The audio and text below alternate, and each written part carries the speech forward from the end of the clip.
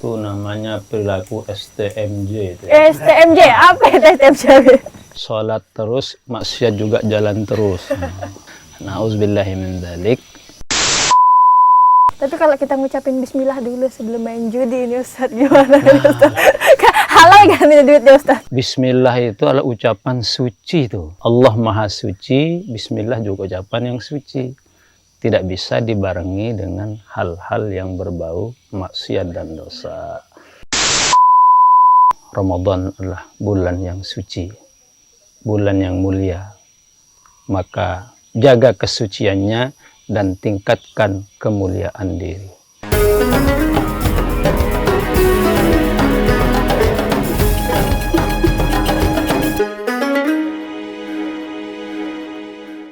Assalamualaikum warahmatullahi wabarakatuh.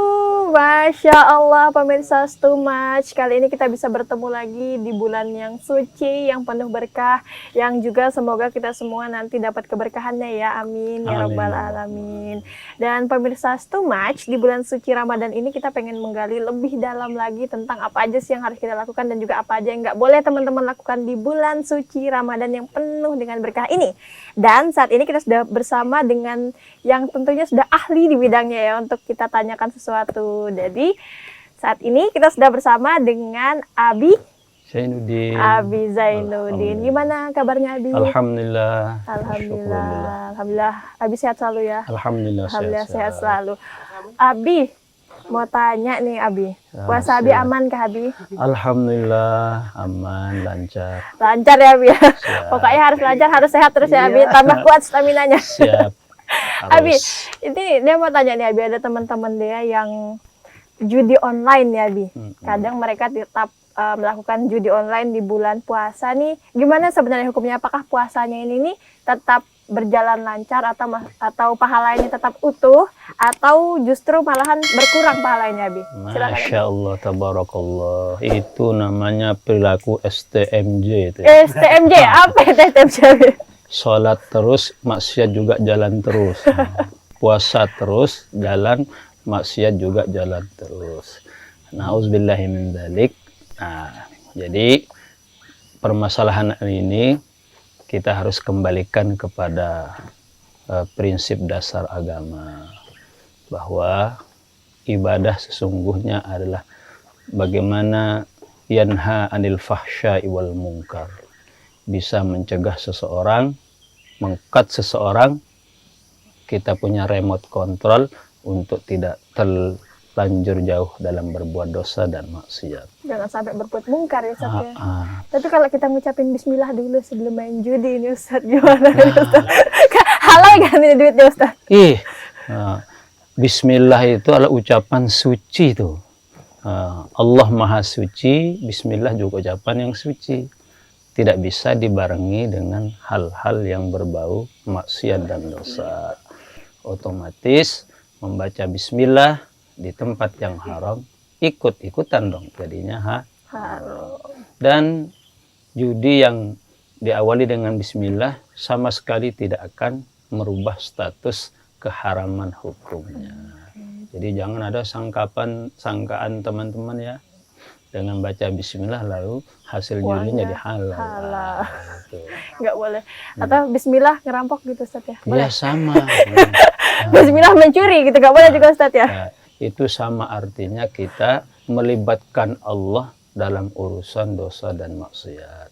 Nah, jangankan Allah Tuhan pencipta alam semesta. Nauzubillah min dzalik. Seseorang saja kalau dicatut-catutkan namanya, dilibat-libatkan namanya ke hal yang buruk, maka dia pasti akan marah dan protes, tidak terima. Untung kalau masih dia tidak terima, hanya protes omongan. Kalau dia perkarakan pidana, ayo sini kita kelahi sini. Kenapa bawa nama saya gitu ya? Bisa bahaya itu. Ngamuk nih. Nggak boleh Ustaz ya? Boleh. Tapi puasanya sah nggak Ustaz? Nah, kesahan puasa itu penentunya adalah terlaksananya rukun dengan syarat. Apabila rukun dan syarat terpenuhi, maka dengan sendirinya puasanya juga sah. Sah artinya gugurlah kewajiban. Tapi apalah arti suatu ibadah, apalah arti suatu peribadatan dan takarrub kalau dibarengi dengan dosa Maksiat dan tadi ya Ustaz ya, jangan sampai Iya, nauzubillah. Jangan itu. sampai ini pemirsa, teman-teman juga nih jangan sampai ya sambil berjudi sambil berpuasa, walaupun puasanya sah tapi uang judinya haram. Meskipun online judinya. Oke. Ada juga nih Ustaz Iya. pertanyaan dari teman-teman di KMB nih Ustaz, katanya gimana Ustaz kalau misalnya dari bocorin namanya boleh Ustaz? Oh iya. Dari Abah Ispani nih Ustaz katanya, tanyain. Gimana Ustaz hukumnya kalau kita ninggalin terawih demi nurutin kemauan istri yang pengen jalan-jalan ke mall, apalagi kan bulan puasa ini banyak diskon 50%, 50 plus 70% kadang nih Ustaz. Jadi nggak mau ninggalin kesempatan, bahkan kadang biasanya dekat-dekat hari raya nih, di malam-malam akhir nih ada diskon-diskon. Ini gimana nih Ustaz hukumnya? Iya. Iya. Kalau sesekali bolehlah untuk menyenangkan hati orang yang kita cintai. Nah, tetapi kalau terus-menerus, ini kita pikir-pikirlah dulu. Nah, walal akhiratu khairul laka minal ula, jelas apa yang akan kita temui nanti di akhirat itu jauh lebih mulia dan lebih baik. Artinya, jangan gara-gara diskon besar-besaran atau pemotongan harga atau penawaran yang luar biasa, super heboh begitu, lalu kita akan mengabaikan ibadah kita yang datang sekali setahun. Kan eman, kan sayang, kan begitu. Dan salah satu ciri istri yang solihah atau pacar calon istri yang solihah itu pasti dia akan bisa mendudukkan permasalahan yang proporsional. Tidak mesti harus keinginannya harus diikuti dengan mengabaikan ibadah. Boleh-boleh saja, tapi jangan sering, kan begitu. Nah, dan kalau memang itu seperti itu tabiat dan perilakunya besti kita, berarti itu kalau bisa ini salah satu indikator akan segera diputusin sama pacar yang soleh itu. Tapi kalau diancam nih Ustaz, ini kalau nggak ikut saya ke mall, kamu harus tidur di luar nih pokoknya malam ini. Atau kita tuh kalau pacaran nih kita putus gitu, nggak boleh lagi berhubungan. Nggak masalah kalau menurut saya secara pribadi, katakan saja.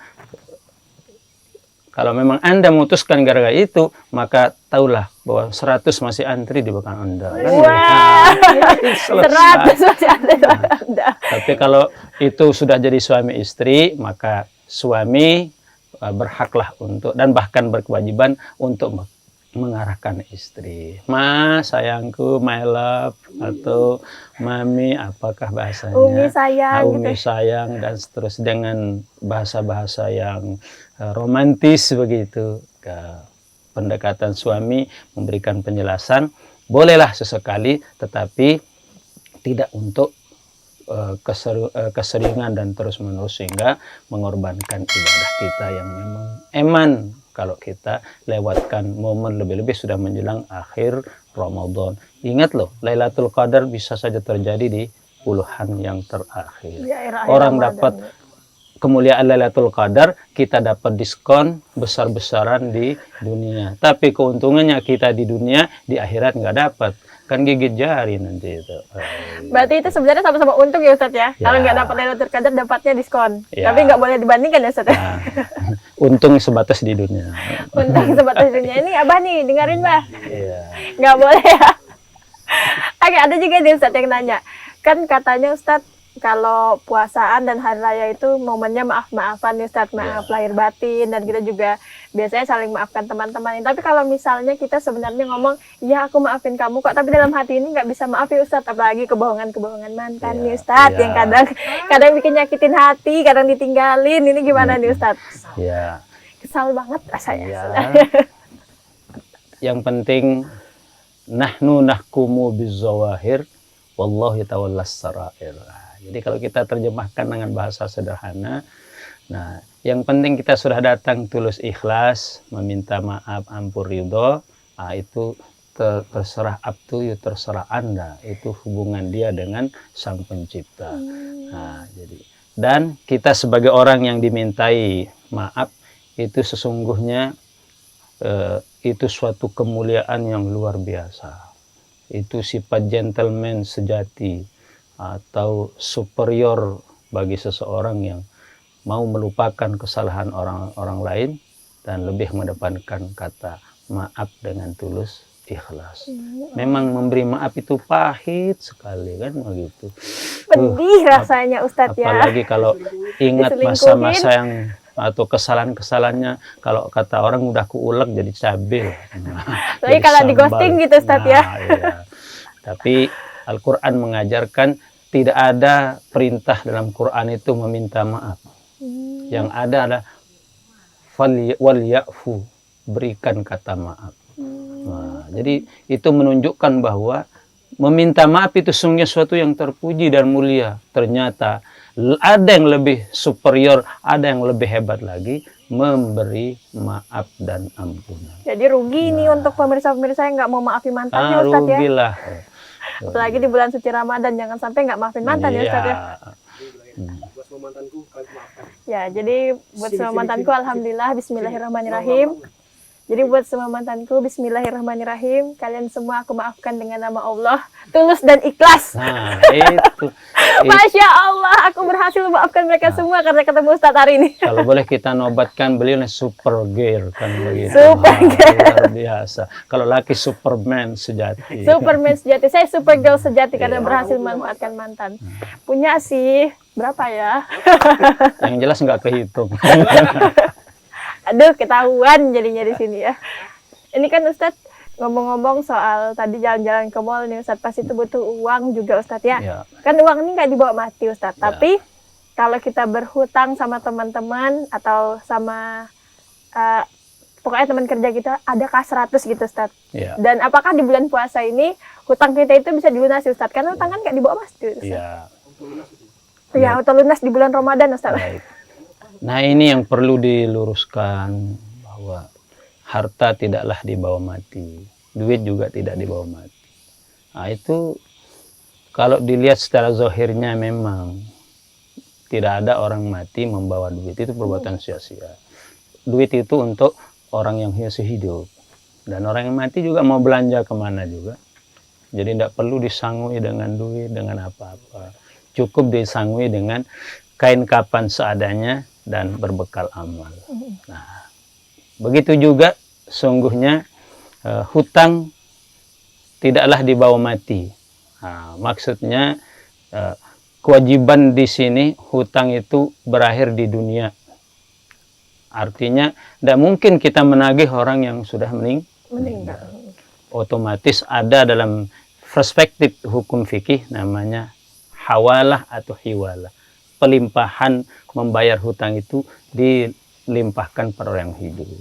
Maka orang yang hidup, ahli warisnya lah yang membayarkan hutang almarhum. Namun, bila mana selama hidup kita tidak membayar lunas hutang yang kita pinjam, maka kewajibannya itu berurusan nanti sampai di akhirat. Kewajiban membayar hutang itu sampai akhirat. Dan salah satu urusan yang paling panjang urusannya adalah masalah hutang. Kenapa tuh Ustadz paling panjang urusannya? Dibuktikan dengan dalam Al-Quran itu surah yang paling terpanjang. Nah, Mbak Dea sudah pernah baca surah Al-Baqarah. Nah, itu surah yang paling terpanjang itu adalah surah Al-Baqarah, 286 ayat. Hanya satu surah yang paling panjang itu Al-Baqarah. Kemudian ayat yang paling panjang dalam Al-Quran itu ada dalam surah Al-Baqarah 260. Itu ayatud dain, ayat tentang hutang. Nah, itu menunjukkan bahwa hutang ini panjang sekali urusannya. Tidak hanya di dunia, urusannya sampai nanti di akhirat. Nggak bisa cuma dibilangin di bulan puasa dilunasin gitu Ustadz ya. Hutang tidak bisa lunas, hati-hati. Tidak bisa lunas dengan kita ngelencer, datang bermaaf-maafan lahir batin. Walaupun pinjam dulu 100 itu nggak apa-apa Ustadz? Pinjam 100 tetap namanya juga Hutang. pinjam hutang. Oke, nggak boleh semena-mena gitu Ustadz ya? Iya. Nah, sama andaikan porsinya dibalik. Orang meminta kepada kita, pinjam dulu 100. Maka otomatis kita pun juga wajib membayar pinjaman kita kepada orang lain. Sama, orang juga tidak mau dihutangi, kita juga tidak mau menjadi beban orang dengan pinjaman kita, kan begitu.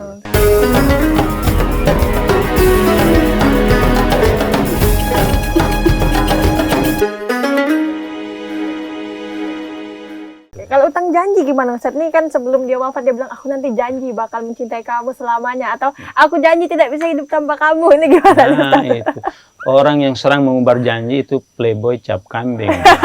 Playboy cap Hati-hati. Hati. Ya, hati-hati itu. Walaupun hanya janji-janji umbar kata-kata, itu juga ada pertanggungjawabannya. Al-wa'du dainun.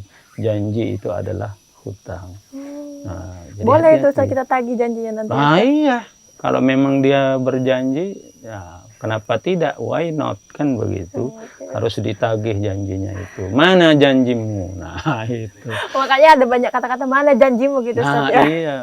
Nah, karena salah satu ciri orang-orang yang munafik itu adalah senang mengumbar janji. Nah, maka kalau ingin dicap sebagai kaum hipokrit, kalau orang keren bilang hipokrit, atau kaum munafik, atau orang yang playboy cap kambing begitu, sudah di blacklist seperti itu, maka janganlah mengumbar janji. Pun kalau kita berucap yang kiranya akan kita tunaikan nanti, ada Al-Quran, baginda Nabi mengajarkan, ucapkan insya Allah. Jadi itu kita bisa terlepas dari janji Ustaz. Bukan berarti insya Allah itu lalu, itu insya Allah nggak usah ditunaikan. Dah. Itu menunjukkan ucapan insya Allah 99% seorang muslim ini akan memenuhi apa yang dia ucapkan. Jangan dipleseti ya Mbak Dea. Itu Insya Allah. Kadang-kadang dia bilang insya Allah itu bukan berarti iya gitu kadang Ustaz. Kalau sudah bilang insya Allah hendak datanglah dia. Ini bahaya. Ini keliru itu. Nah, kalau janji-janjinya calon pejabat nih Ustaz, kadang nanti kalau saya terpilih saya janji bakal membangun ini gitu Ustaz. Tapi semua nyatanya nol gitu kan Ustaz. ya, janji-janji saat kampanye, janji sebelum memangku jabatan juga sama. Nah, kullukum mas'ulun an ra'iyatih. Apa yang kau janjikan kepada rakyatmu itu akan dimintai juga pertanggungjawabannya di hadapan Allah. Bisa jadi rakyat nanti berdemo, gerujukan semua. Mana janji lo? Nah, saat kampanye semua akan ku laksanakan untuk bangsaku. Nah, ini yang paling bahaya itu Mbak Dea, untuk bangsaku. Ternyata realisasinya untuk bang dan saku. Nah, bang dan saku. Nyatanya kembali ke bang dan saku lagi. Itu hati-hati, nauzubillah, bukan menjelekkan orang. Waktu sebelum terpilih saya akan berjuang untuk rakyatku. Begitu jadi untuk bangsaku. Itu bahaya. Ini jadi untuk pejabat-pejabat yang udah terpilih nih ya, awas ya untuk jadi janjinya. Jangan sampai tidak ditepati, karena ini bahaya sekali Ustaz ya. Bahaya ini, jangan sampai masuk ke bang dan saku pribadi. Betul. Tapi kalau Ustaz misalnya kita janji, baru kita lupa sama janji kita, ini bagaimana Ustaz? Wajiblah kita akan janji, tetap janji. Tidak mungkin karena lupa lalu lebur dan hilanglah kewajiban itu. Cuma ada semacam dispensasi dan ambang batas toleransi. Artinya kalau lupa itu adalah manusiawi. Tapi kalau sering lupa itu namanya disengaja. Nah, kalau sengaja lupa maka itu lain status hukum. Nah, kalau satu kali kita benar-benar lupa, maka kapan kita ingat maka wajiblah kita segera tunaikan janji tersebut. Aufu bil ahdi, tunaikan janji. Nah, sebenarnya itu sudah ada contoh. Kenapa Nabi Ibrahim menyembelih Nabi Ismail? Nah, itu bermula dan berawal dari janji Nabi Ibrahim sendiri. Nah, andai kata Nabi Ibrahim tidak berjanji, maka tidak ada syariat korban itu. Tapi karena Nabi Ibrahim berjanji, wallahi demi Allah ya, demi Allah. Ini jangankan onta, sapi, kambing, dan apa yang aku punya akan kukorbankan. Andai kata saya punya anak pun, kalau memang Allah menghendaki dikorbankan, kan kukorbankan. Itu janji Nabi Ibrahim sebelum punya anak. Biasa seperti itu kita. Nah, sebelum mendapatkan calon kekasih ini, wah, janjinya boleh lah. Kamu sepenuh hatiku. Cintaku dari segenggam sampai sebakul sampai bergunung-gunung, bahkan sampai seteguh Tugu Monas, kan begitu. Begitu nikah, begitu nikah nah berbeda sudah Ustadz ya. Hati-hati nih mau menikah. Ya, mau menikah. hati-hati itu. Jangan banyak berjanji intinya ya Ustadz, bahaya sekali Ustadz. Janji aku tidak bisa hidup tanpa kamu. Apalagi yang sehidup semati, itu paling itu. Bahaya banget Ustadz ya. Sehidup semati itu satu hidup, satu yang mati. Itu bahaya. Itu. Iya bahaya Ustadz ya, kasihan yang satunya Ustadz Nah, justru ya. itu. Dan di mana-mana saya pengajian, itu ketika saya tanya, ibu-ibu, kalau suami duluan meninggal, ibu sedih nggak? Semua ibu-ibu tidak ada yang jawab, tidak jawab, sedih, Ustaz.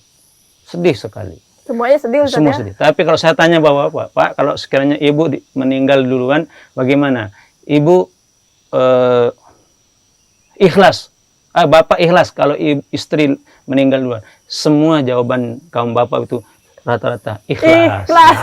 Nah, Apa ini yang terjadi Ustadz? nah, saya juga tidak mengerti apa makna di balik ikhlas. Tapi yang penting ikhlas dulu ya Ustadz ya. Nah, itu. Mengedepankan keikhlasan.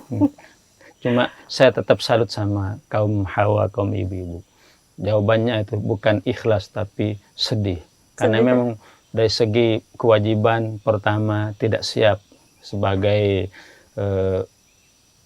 Pengganti sosok pengganti. ayah. Iya.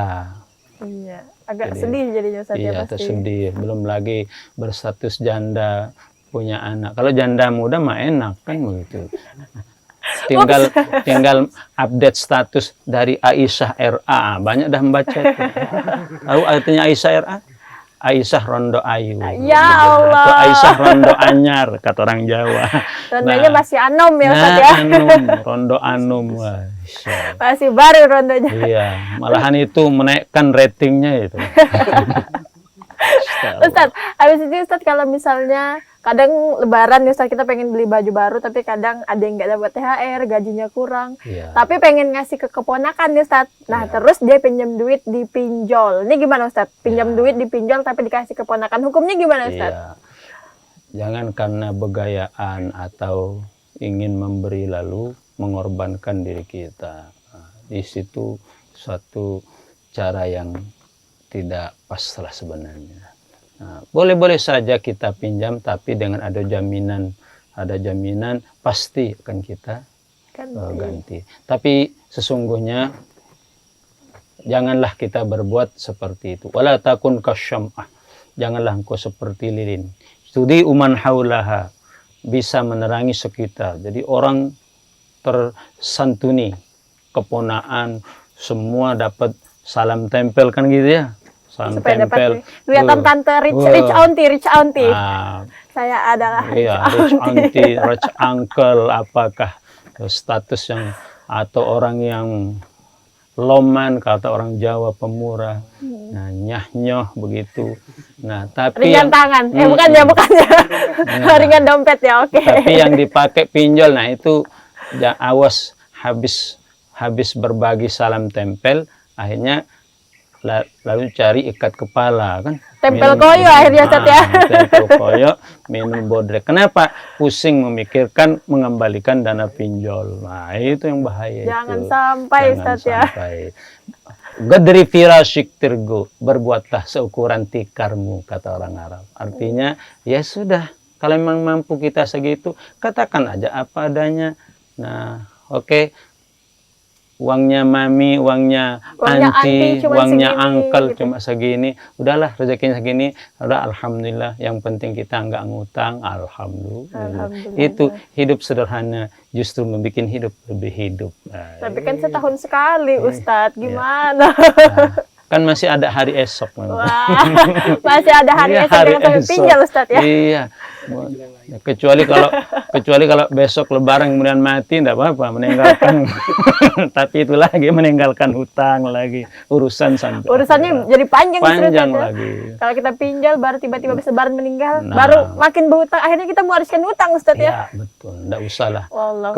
Biarlah kematian kita meninggal dengan senyum bahagia. Masya Allah, jangan yang sampai. Kedua, bila perlu orang yang kita tinggalkan tidak ada beban, tidak ada yang meresahkan dan menyusahkan orang-orang yang hidup. Maka kematian kita sudah mendekati husnul khotimah. Amin. Semoga kita semua husnul khotimah ya Amin. pemirsa dan juga Ustadz.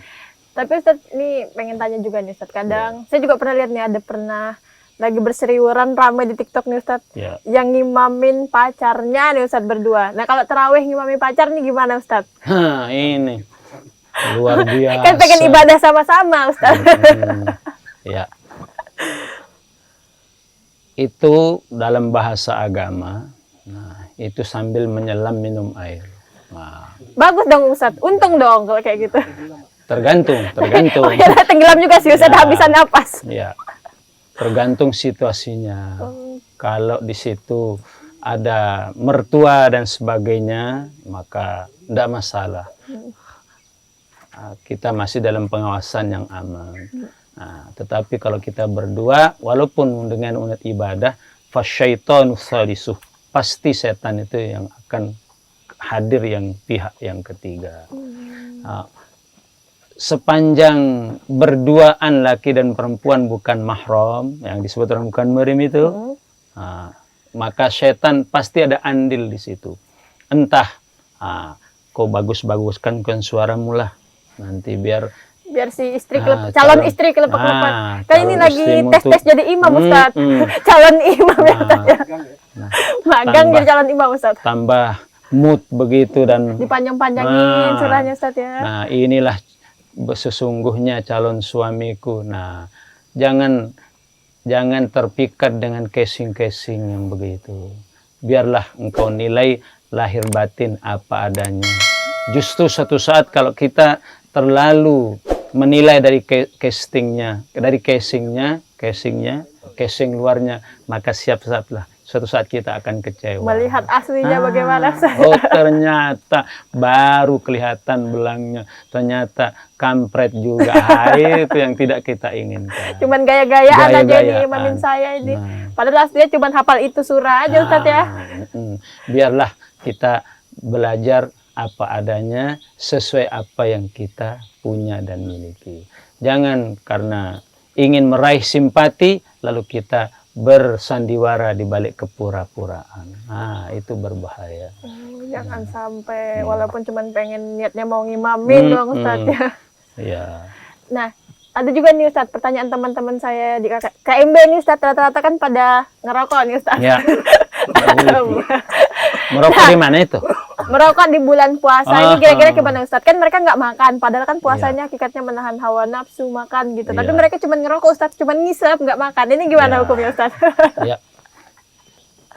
Itu kalau kita tinjau kembali dari perspektif hukum fikih, itu 4 imam mazhab Hanafi, Maliki, Syafi'i dan Hambali itu sepakat. Tidak ada yang tidak sepakat bahwa merokok itu membatalkan puasa. Bahasa Arabnya merokok itu syurbud dukhan, minum asap. Minum ya jadi. Nah, itu termasuk ya ngepep itu sama juga. Lebih-lebih ngepep itu nyata menuangkan Nggak ada rasa buahnya, liquidnya. Ustaz, ya. Yang hanya murni tembakau saja yang berasap, itu juga termasuk syurb. Syurb itu minum. Minum itu termasuk membatalkan puasa.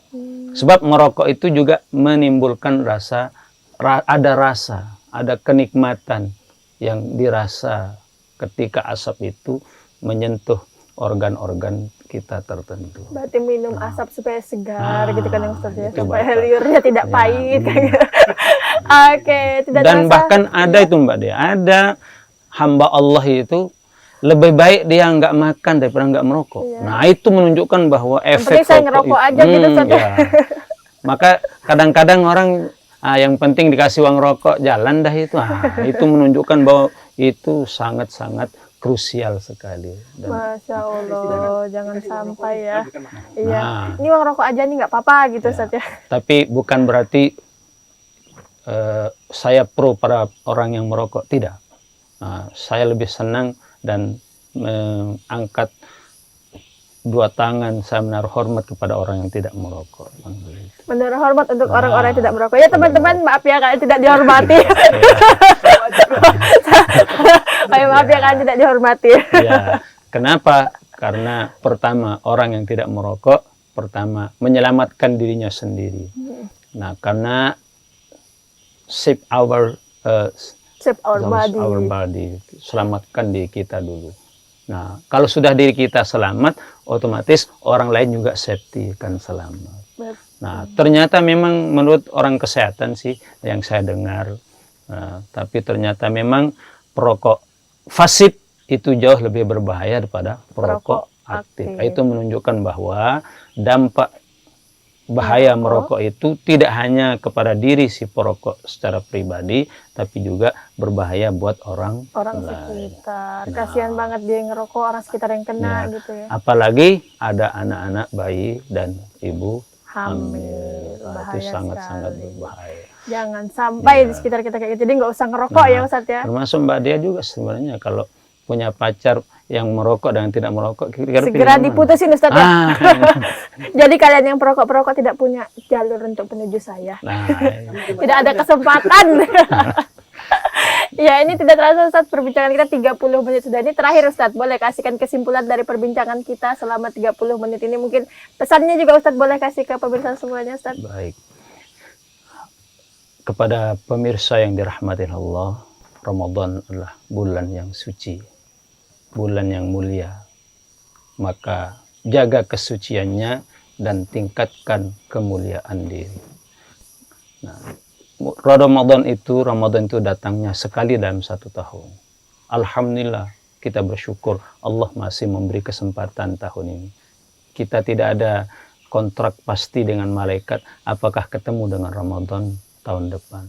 Maka manfaatkan kedatangan Ramadan dengan fastabiqul khairat, berlomba-lomba dalam kebaikan. Tinggalkan maksiat atau kurangi maksiat, perbanyak ketaatan. Nah, itulah cara menyambut Ramadan sesungguhnya. Alhamdulillah. Semoga aja kita bisa bertemu lagi di dalam Ramadan berikutnya Ustadz ya. Amin, insya Allah. Dan semoga aja kita di Ramadan ini terus ditingkatkan lagi ibadahnya. Amin. Diberikan kesehatan lahir dan batin oleh Allah Subhanahu Wa Taala. Terima kasih Abi. Sudah membersamai selama 30 menit ini, sudah membagikan cerita-ceritanya kepada para pemirsa. Semoga saja ini pemirsa tambah tercerahkan ya dengan cerita-cerita kita hari ini. Amin, jangan sampai yang buruk-buruk itu kita dekati, dan semoga saja kita menambah semakin semangat lagi untuk mengejar ridho Allah Subhanahu Wa Taala. Dan sampai jumpa di dalam Too Much lainnya. Dadah.